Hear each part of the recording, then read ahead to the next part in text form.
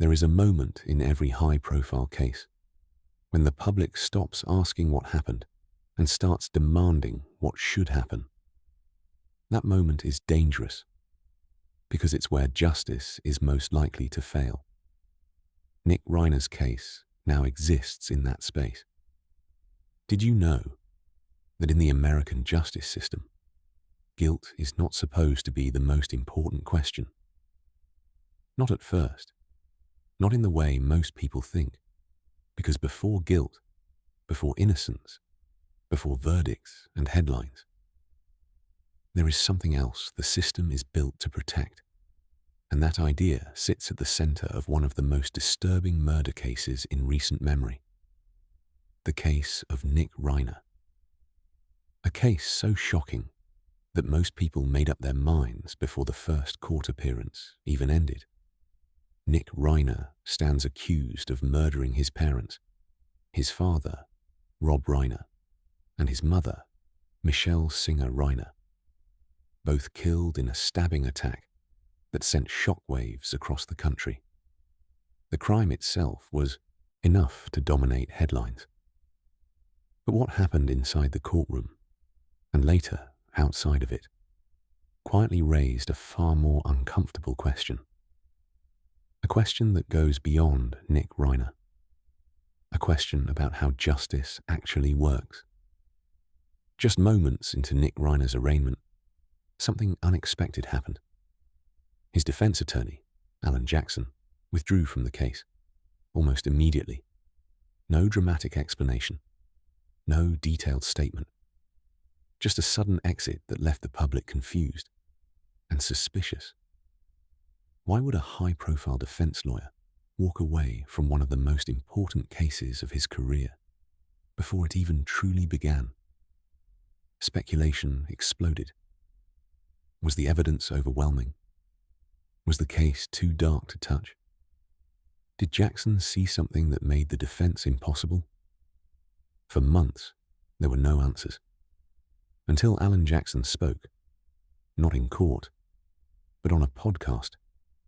Jackson appeared on Let's Talk Off Camera, hosted by Kelly Reaper, and instead of dissecting evidence or timelines, he did something far more unsettling. He explained how he thinks, not about Nick Reiner specifically, but about guilt, justice, and why some cases are never as indefensible as the public believes. When Kelly Ripa asked about Jackson's brief involvement in the Reiner case, he was careful. There were certain things, he said, that he simply could not divulge. Professional boundaries, ethical limits, silence required by law. But what he could say reframed everything. Despite stepping away, Jackson emphasized that his concern for Nick Reiner had not disappeared. I want him to get the most robust defense that he possibly can get, Jackson said. And he added something that surprised many listeners. He was confident that Nick would receive exactly that, in the hands of the public defender's office. The message was subtle, but clear. Stepping aside was not abandonment, it was restraint. Jackson avoided explaining what specifically led to his withdrawal, but his tone suggested something deeper than strategy, something philosophical. He spoke like a man who understood that the public wanted villains, but the justice system demands process. And in a case like this, process matters more than outrage. As national fascination with the Reiner case grew, Jackson's comments shifted the conversation, away from emotional reactions, away from assumptions of guilt, towards something colder, more uncomfortable, systemic fairness. Then Kelly Ripa asked the question everyone was waiting for. How do you defend cases that seem impossible to defend? Cases where the public already believes the defendant is guilty? Jackson didn't hesitate. There's very little in the law that's indefensible, he said, and then he explained why. I never approach a case like I'm just defending an individual. That sentence stopped the conversation cold, because what he said next changed everything. We're defending the Constitution, Jackson explained. We're defending an idea. We're defending the foundation on which this country was built. In other words, a defense attorney's job is not to decide who deserves freedom. It is to ensure that if freedom is taken, it is taken perfectly. Jackson described liberty as a God-given right, woven into the fabric of the country itself. Removing that liberty, he said, is an extraordinary act, almost unthinkable. Not impossible, but unthinkable unless every rule is followed. There are certain circumstances where it's absolutely appropriate, Jackson clarified. I don't have a problem with that, if it's done perfectly. That word kept coming back. Perfectly. Jackson made it clear that he does not focus on who the defendant is, not their reputation, not their background, not the crime they are accused of. I don't worry about who the person is, he said, which is why, in his world, the word indefensible doesn't exist. Because if the government fails, if procedures are violated, if rights are ignored, then the case is defensible, no matter who the person is. The conversation then shifted toward mental health, not specifically about Nick Reiner, Jackson emphasized, but about how illness complicates the idea of punishment. Jackson gave a simple example. If someone has an epileptic seizure, loses consciousness, and a tragic accident occurs, we do not punish that as a crime, because punishment, he said, requires intent, and intent changes everything. We don't punish in this country, Jackson said. We're very civilized. We try to be civilized. Punishment only comes where intent exists, and where the system proves it correctly. Then Kelly Ripa asked the bluntest question of the interview. Have you ever defended someone you privately believed was guilty? Have you ever taken a case just to razzle-dazzle the system? Jackson rejected the idea instantly. I don't like to think of it as razzle-dazzle, he said, and then he delivered his most controversial admission. I normally don't make pronouncements one way or the other about guilt or innocence, he said, because it doesn't matter to me. That sentence alone ignited outrage, but Jackson wasn't finished. I don't really care, he repeated. What he does care about, he said, is principle, the Constitution, the rules, whether the government did its job right, because once those rules are broken for one person, they are broken for everyone.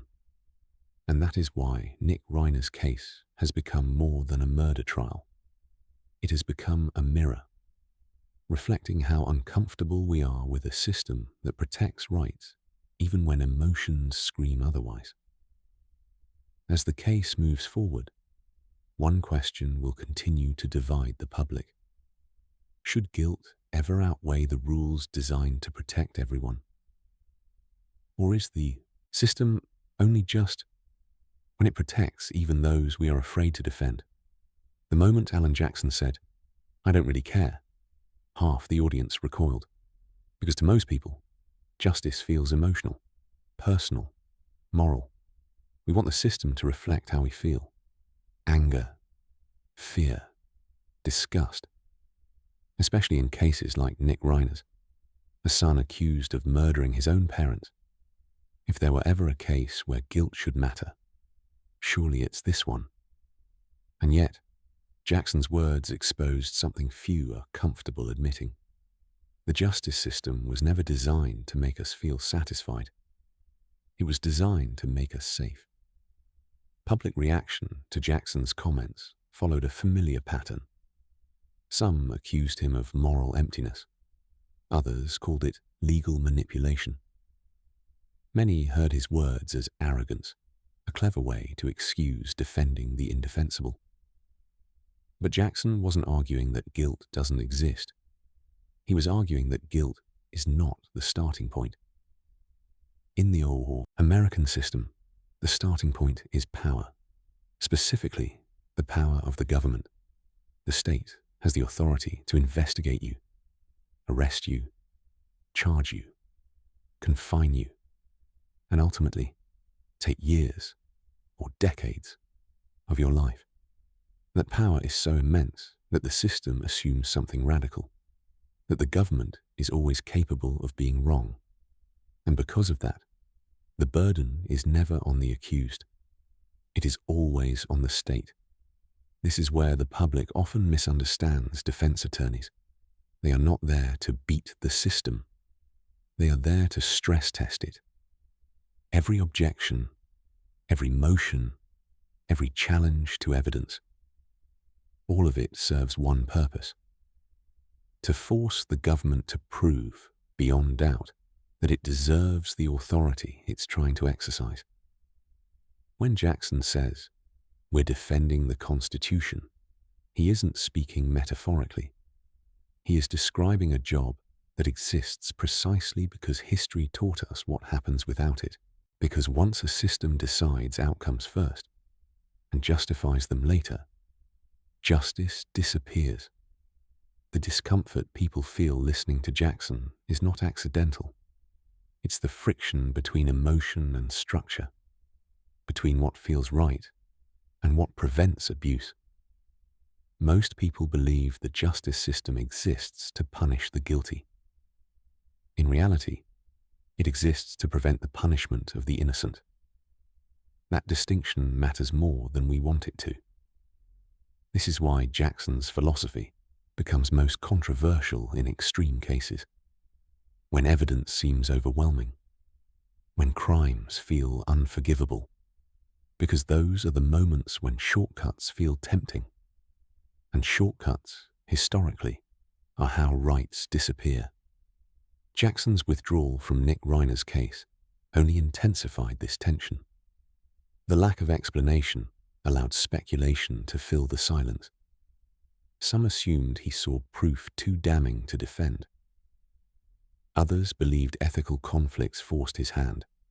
Still others suspected strategy, a quiet decision made to protect the process rather than himself.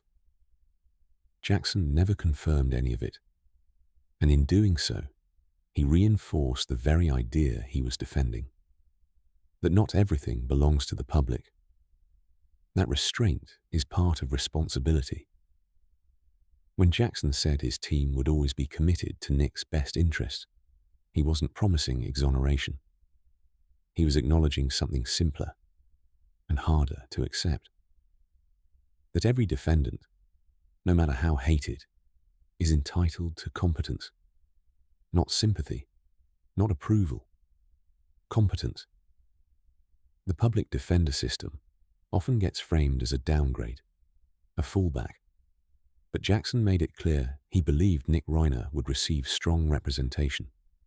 That statement mattered, because it rejected the idea that justice depends on prestige, or money, or headlines. Then there is the issue Jackson raised without naming it directly: mental health, a subject that complicates everything. When intent becomes unclear, punishment becomes unstable. The legal system does not treat illness the way it treats malice. And that distinction exists for a reason, because if intent disappears, so does culpability. Jackson's seizure example was deliberate. It forced listeners to confront how instinctively they separate tragedy from crime. Loss alone is not enough to justify punishment. There must be intent. There must be choice. Without those, the system changes its response.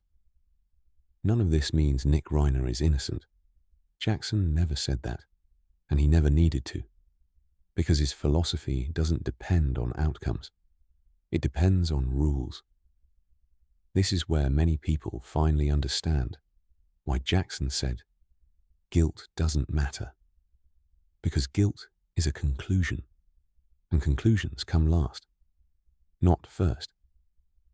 As Nick Reiner's case moves forward, the public will continue to debate not just what happened, but how it should be handled. And in that debate, Jackson's comments will linger, uncomfortable, cold, unemotional, but intentional. Because the justice system was never built to reflect outrage. It was built to survive it.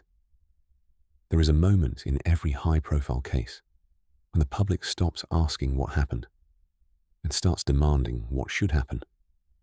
That moment is dangerous because it's where justice is most likely to fail. Nick Reiner's case now exists in that space, a space where evidence will be debated, timelines will be dissected, and experts will argue over intent, responsibility, and capacity. But outside the courtroom, the verdict has already been delivered, in comment sections, in headlines, in whispers that say, "This one is obvious." History shows us how often that instinct is wrong. Alan Jackson understands something most people never have to confront, that the justice system is strongest not when it punishes the worst people, but when it restrains itself. Especially then. When Jackson says he doesn't care about guilt, he is not dismissing victims. He is not minimizing harm. He is acknowledging a reality that every system of power must face. That if rules only apply when they are convenient, they are not rules at all. They are weapons. Every constitutional protection exists because at some point in history, someone abused power. Someone decided that speed mattered more than accuracy, that certainty mattered more than fairness, that the ends justified the means. And every time that happened, innocent people paid the price. This is why defense attorneys like Jackson exist, not to erase accountability, but to delay it, to slow it down, to force it to pass through filters designed to catch mistakes. Because once freedom is taken, it cannot be returned in its original form. That is the uncomfortable truth hidden beneath Jackson's calm delivery. Liberty is fragile, and outrage does not protect it. Procedure does. The public often asks why defense lawyers don't walk away from cases, like Nick Reiner's. Why they don't refuse. Why they don't draw moral lines. The answer is simple. If defense only exists for the likable, the polite, the innocent-looking, then it doesn't exist at all. Justice systems collapse, not because they protect the guilty, but because they fail to protect the innocent.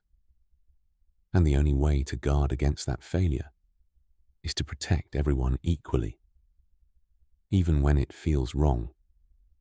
Jackson's withdrawal from the Reiner case will continue to be analyzed. But in many ways, it doesn't matter why he stepped aside. What matters is what he reminded the public. That justice is not a feeling, it is a discipline. Nick Reiner will face the system. Evidence will be tested. Arguments will be challenged. Rights will be asserted. And whatever the outcome, it will matter far less how the decision is reached than what the decision is. Because precedent outlives cases. Long after the headlines fade, the rules applied here will still exist, waiting for the next defendant, the next accusation, the next moment when outrage demands shortcuts. That is why guilt doesn't come first. That is why it doesn't matter until everything else has been done correctly. The justice system was never designed to comfort us. It was designed to protect us from mistakes, from abuse, from ourselves. And that may be the hardest truth of all.